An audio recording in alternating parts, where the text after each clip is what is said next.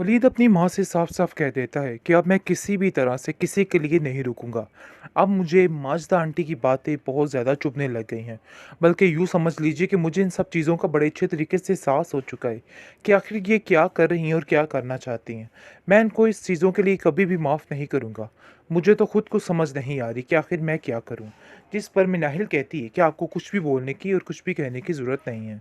मामलात काफ़ी ज़्यादा संगीन हैं और काफ़ी ज़्यादा बुरे।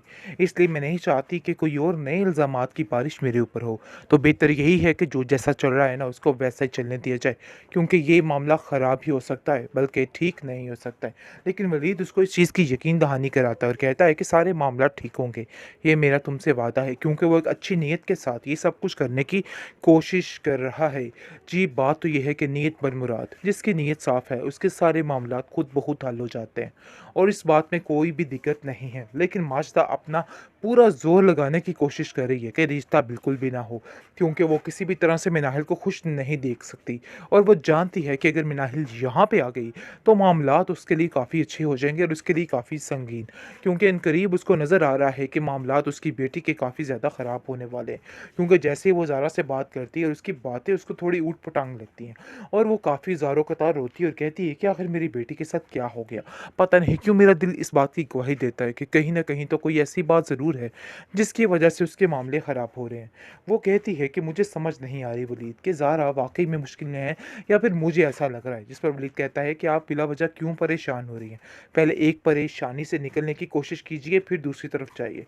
फिर बाद में ज़ारा का भी देख लेंगे मामला कि आखिर उसके साथ क्या हो रहा है या क्या होने जा रहा है। इसलिए फ़िलहाल आपको जिस मामलात पर तबसरा हो रहा है ना, सिर्फ़ उस पर ही फ़ोकस कीजिए।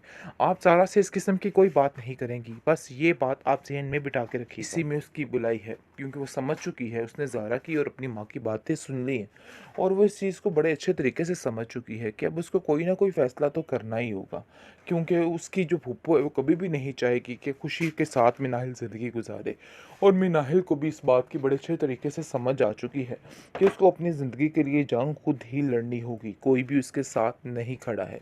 जिसकी वजह से अब वो खामोश हो जाती है और फैसला करने पर मजबूर हो जाएगी। दूसरी तरफ ज़ारा की आंखें दिन ब दिन काफ़ी ज़्यादा खुलती जा रही हैं, लेकिन फिर भी वो खामोशी के साथ हर चीज़ को देख रही है कि हो सकता है कि सब कुछ ठीक हो, सिर्फ़ और सिर्फ़ मेरा वहम हो। वो अपनी माँ से कहती है कि मुझे तो समझ नहीं आ रही मैं क्या करूँ? जिस पर माजिदा कहती है कि अरे भई मेरा क्या हाल है तुम्हें क्या पता हो? तुम नहीं जानती हो कि आखिर मैं किस हाल में हूँ, किस सदमे में पहुँच चुकी हूँ। मेरे से तो हर चीज़ लुट कर और कट के रह गई है। ऐसा लगता है कैसे दुनिया जहान की दौलत ख़त्म हो गई, दुनिया जहान की नेमतें लूट गई। लेकिन वलीद भी कसर नहीं छोड़ा है। वो बार-बार जा रहा है और कहता है कि तुम्हें ये काम करना ही होगा, चाहे जो मर्ज़ी हो जाए। मैं तुम्हें धिक्के दिलवाकर इस घर से ऐसे बाहर निकलवाऊँगा कि तुम सारी ज़िंदगी जेल की सलाखों में धँसते चले जाओगे। जिस पर आप देखेंगे कि वो कहता है कि आपको भी फ़िक्र करने की ज़रूरत नहीं, लेकिन अंदर ही अंदर वो काफ़ी ज़्यादा लड़खड़ा चुका है, खटपट कर चुका है, क्योंकि ज़हन इस चीज़ को तस्लीम नहीं कर रहा। वो कहता है कि मैंने कुछ भी नहीं किया, ये सिर्फ़ और सिर्फ़ एक साज़िश हो रही है जिसकी वजह से ये सब कुछ हो रहा है। वो घर मिनाहिल का था और मिनाहिल का ही रहेगा। मैं इस मामले पे ज़रूर तबसरा करूँगा और ज़रूर हर चीज़ को ठीक करने की कोशिश करूँगा। लेकिन मलिक कहता है कि अब तुम्हें कोई ज़रूरत नहीं उसकी ज़िंदगी पे कोई भी तबसरा करने की। मैं हूँ इधर और मैं सब कुछ सँभालूँगा। तुम्हें बिल्कुल भी फ़िक्र करने की ज़रूरत नहीं है और आइंदा से उसके बारे में ऐसा कुछ भी मत सोचना और कुछ भी मत बोलना, क्योंकि मैं जानता हूँ कि अब तुम उसके बारे में क्या सोच रहे हो। लेकिन अब देखेंगे कि वलीद की माँ कहती है कि बेटा तुम बहुत ज़्यादा जज़्बाती हो रहे हो मिनाहिल के मामले में। ऐसा ना हो कि तुम्हें ही कोई नुकसान पहुँचाए और मैं तुम्हारा नुकसान बर्दाश्त नहीं कर सकती। माजिदा मिनाहिल को कहती है कि तुम जितनी होशियार बनने की कोशिश कर रही हो ना, मैं तुम्हारा ऐसा हश्र करूँगी कि तुम याद रखोगी। जिसको सुनकर वो कहती है कि मुझे तो आपकी समझ नहीं आती है। आखिर आप क्यों मेरे पीछे हाथ धो के पड़ चुकी हैं? मैंने आपका क्या बिगाड़ा है? इस चीज़ को समझना होगा आपको कि मेरे दिल में ऐसा कुछ भी नहीं है। लेकिन पता नहीं क्यों आप बाज़ नहीं आ रही हैं। कोई ना कोई ऐसी बात कर जाती हैं जिससे दिल मेरा कट के रह जाता है। जिस पर आप देखेंगे कि माजिदा जो है वो कहती है कि तुम वलीद के नज़दीक आने की कोशिश मत करो और मुझे तुम्हारी ये सारी गेम बड़े अच्छे तरीके से समझ आ रही है और तुम क्या समझ रही हो कि मुझे इन चीज़ों का अंदाज़ा नहीं हो रहा? अरे भई, मैं सब जानती हूँ कि तुम क्या करने की कोशिश कर रही हो। बहरहाल अपने दिमाग को दुरुस्त कर लो, क्योंकि मुझे नहीं लगता कि तुम्हारी ये हरकतें ज़्यादा देर तक चलने वाली हैं। बस मैं तुम्हें साफ-साफ यही बात कहना चाहती हूँ कि अपने दिमाग को दुरुस्त करके हर चीज़ को मेंटेन करने की कोशिश करो। पता नहीं क्यों मुझे ऐसा लग रहा है कि तुम जानबूझकर ये सारी हरकतें कर रही हो, ताकि वलीद के बारे में आगे बढ़ सको। लेकिन जी आप देखेंगे कि माजिदा को कहती है नाहिल कि आप चाहे जो मर्ज़ी मेरे ऊपर इल्ज़ामात लगाएँ, मुझे इन सब बातों से कोई फ़र्क नहीं पड़ता है। मैं जानती हूँ कि आपकी ख़सलत क्या है। आप सिर्फ़ और सिर्फ़ मुझ पर इल्ज़ाम तराशी के अलावा और कुछ भी नहीं कर सकती हैं। तो बेहतर यही है कि आप भी अब ख़ामोशी रहिए, क्योंकि मुझे अब किसी की कुछ नहीं सुननी है और ना ही मैं किसी की कोई बात पे यकीन करना चाहती हूँ।